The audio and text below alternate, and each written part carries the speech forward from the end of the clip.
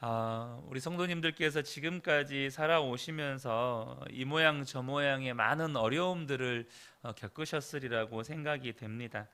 아마 지금도 그런 어려움 가운데 계신 분들도 있으실 건데요. 그럼에도 불구하고 저와 여러분의 마음과 입술에서 하나님을 향한 찬양이 떠나지 않게 되시기를 축복합니다. 여러분, 찬양이 죽었다는 건 우리의 영이 죽었다는 의미이기 때문입니다. 우리의 영이 죽어버리면 하나님의 말씀에 반응할 수가 없어요. 우리의 영이 죽어버리면 하나님의 역사하심과 일하심에 반응할 수가 없습니다. 그러면 하나님도 어떻게 하실 수가 없는 거죠.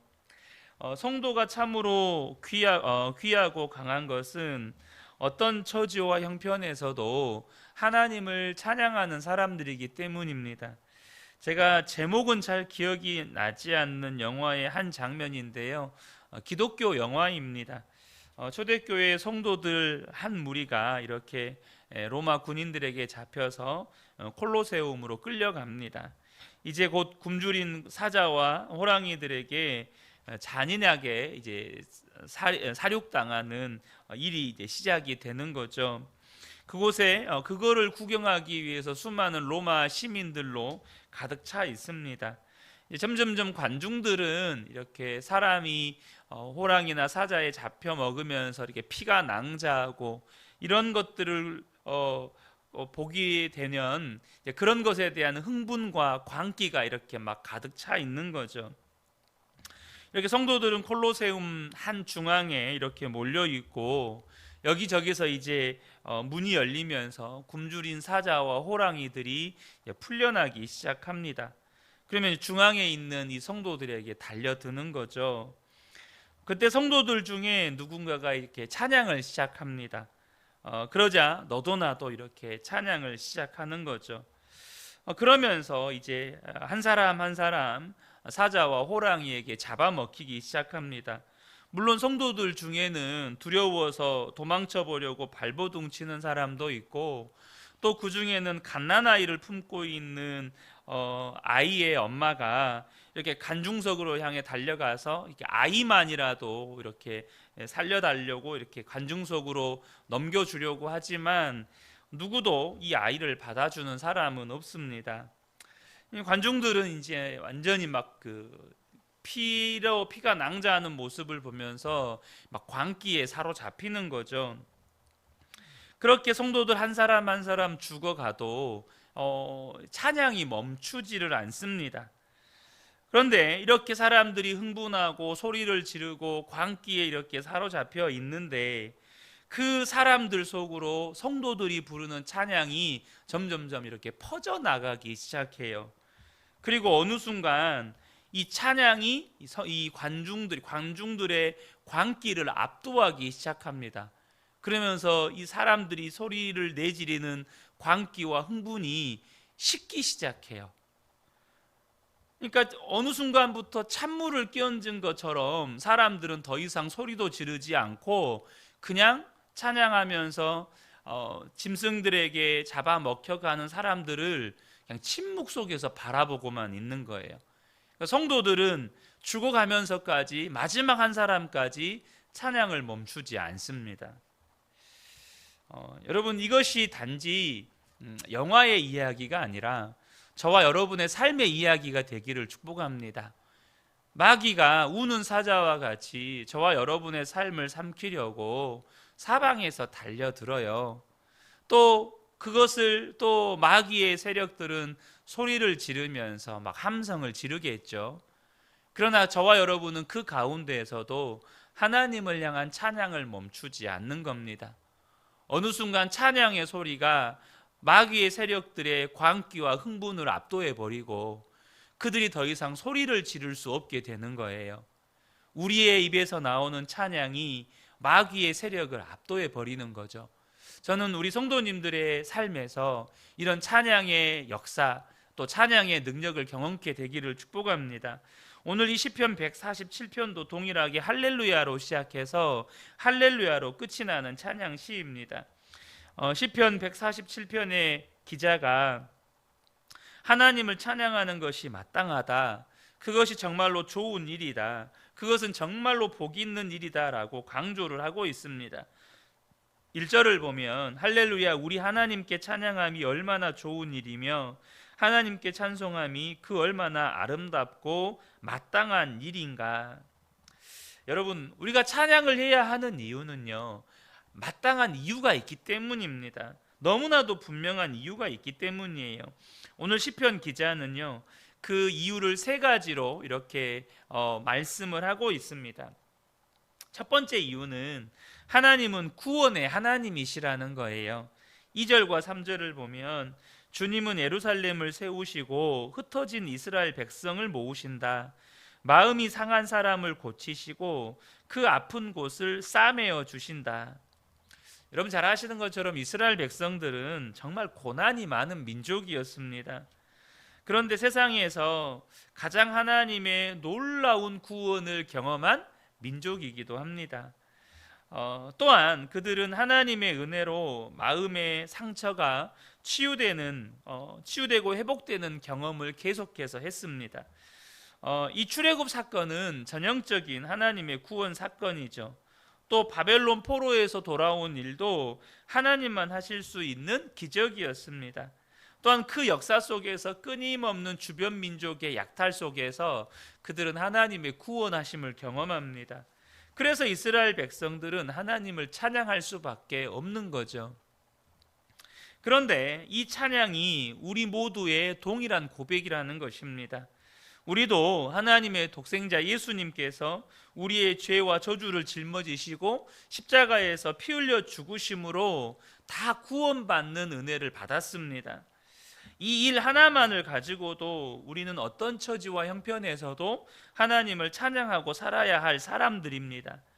그런데 놀랍게도 우리나라, 그러니까 우리 민족도 이스라엘 백성들 못지않게 하나님의 구원하심을 경험한 민족입니다.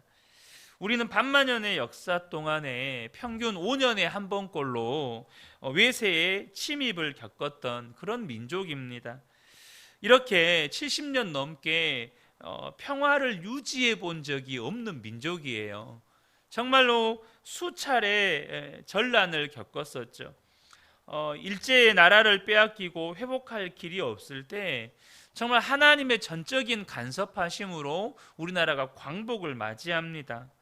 또 우리나라가 공산화되기 직전까지 몰렸을 때 정말 하나님께서 정말로 극적인 역사하심으로 말미암아 이 대한민국을 구원해 주십니다.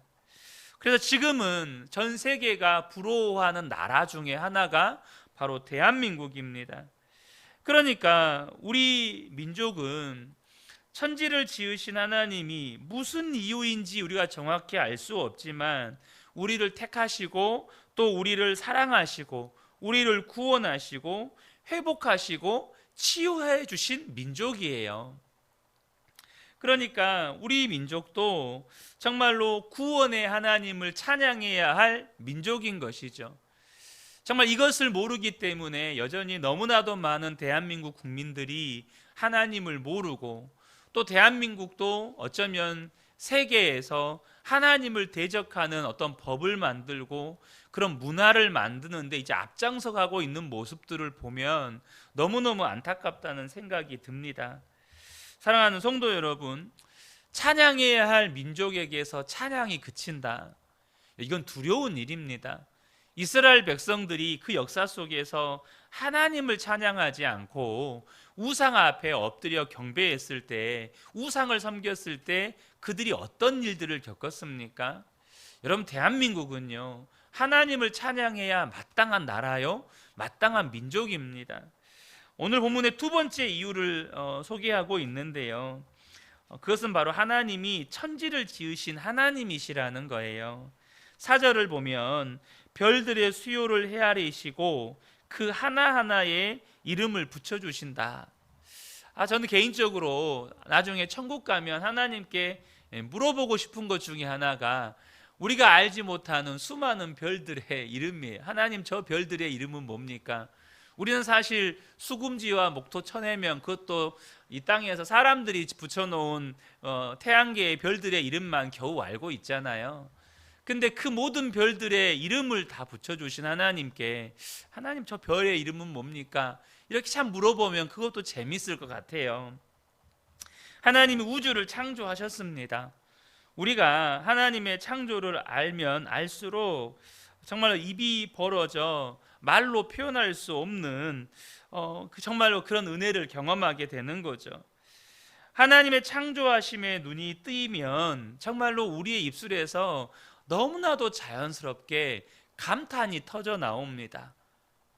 너무나도 자연스럽게 와 아름답다, 와 정말로 놀랍다, 이걸 하나님이 지으시다니. 여러분 이게 다 찬양이거든요. 5절에 보면 우리 주님은 위대하시며 능력이 많으시니 그의 슬기는 헤아릴 수 없다. 사랑하는 성도 여러분, 하나님이 지으신 우주 만물을 보면서 하나님을 마음껏 찬양하게 되시기를 축복합니다. 세 번째 이유는요, 바로 하나님의 사랑 때문이라고 시편 기자가 이야기합니다. 하나님은 천지를 주관하시는 하나님이시면서 동시에 지극히 작고 보잘것없는 사람을 사랑하시는 하나님이십니다. 6절을 보면 주님은 불쌍한 사람을 도와주시며 악인을 땅바닥까지 낮추시는 분이다.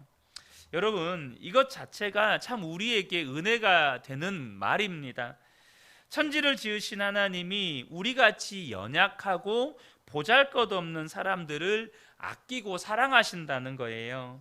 7절에 그래서 보면 주님께 감사의 노래를 불러드려라, 우리의 하나님께 수금을 타면서 노래를 불러드려라.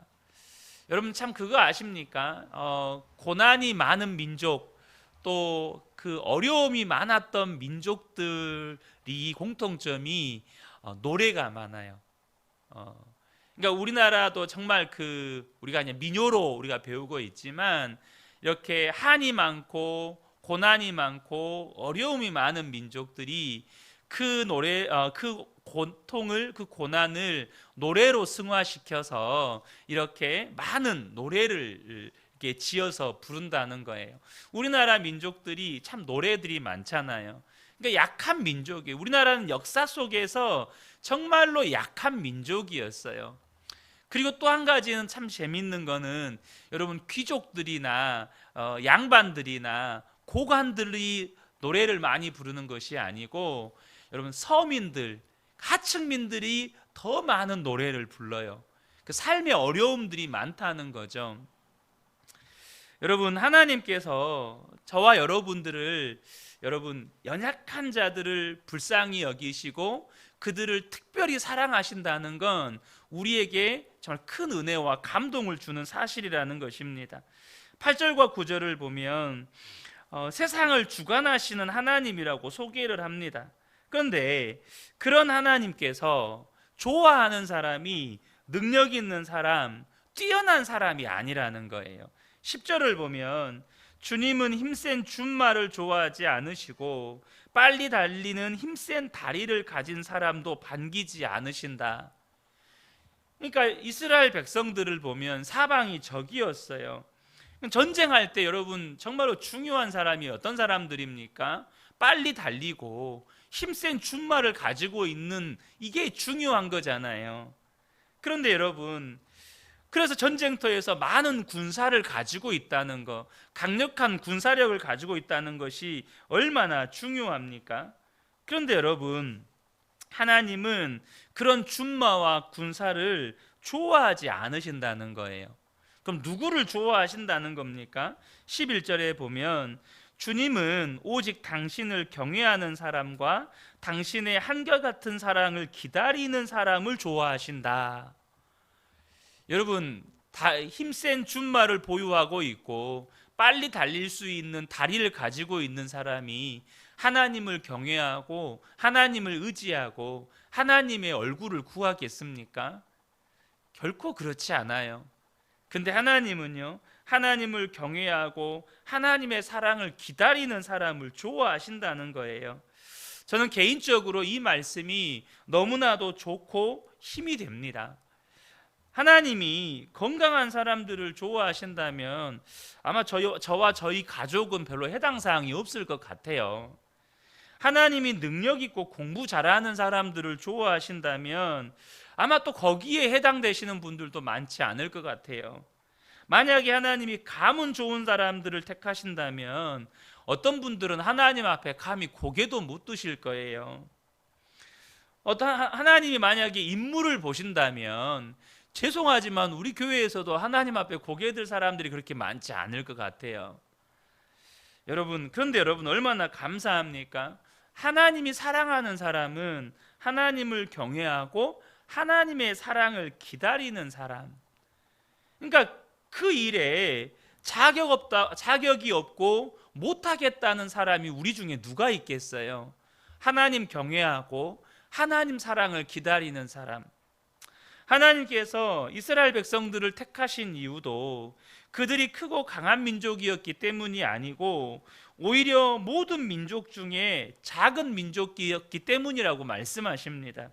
신명기 7장 7절을 보면 여호와께서 너희를 기뻐하시고 너희를 택하심은 너희가 다른 민족보다 수요가 많기 때문이 아니니라. 너희는 오히려 모든 민족 중에 가장 적으니라. 사랑하는 성도 여러분, 하나님께서 저와 여러분에게 관심이 참 많습니다. 그리고 지금도 주목하고 계십니다. 왜요? 우리가 작고 연약하니까. 우리가 너무나도 작고 연약하니까 하나님이 우리를 주목하고 계십니다.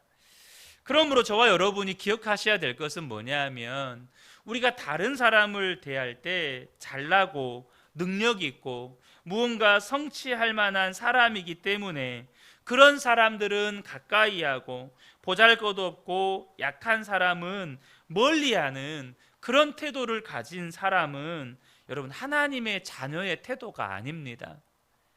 오히려 하나님이 우리를 약하고 보잘것없고 능력이 없는 중에 우리를 택하셨고 우리를 사랑하셨기 때문에 우리도 마땅히 그리해야 한다는 것입니다.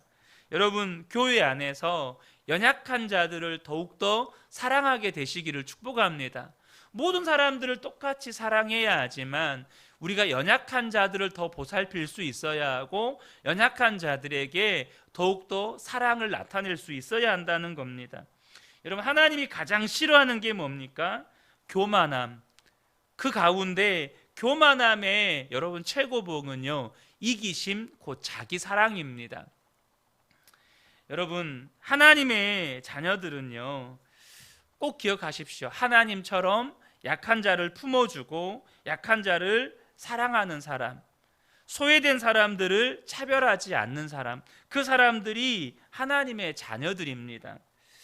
사랑하는 성도 여러분, 꼭 기억하시면 좋겠습니다. 우리는요 어떤 이유가 됐든지 찬양할 이유가 있는 사람들입니다. 어떤 처지에 있고 어떤 형편에 있든지 우리는 이미 찬양할 이유가 충분한 사람들이에요. 중요한 사실은 내 입술에서 찬양이 멈추지 않고 있다면 저와 여러분의 영혼은 살아있는 거예요. 그러면 하나님은 저와 여러분을 통해서 어떤 일도 이루실 수 있습니다. 그 영혼이 살아있는 사람은 하나님이 어떤 일도 역사하실 수 있고 그 사람을 통해서 하나님의 영광을 나타내실 수 있다는 거예요.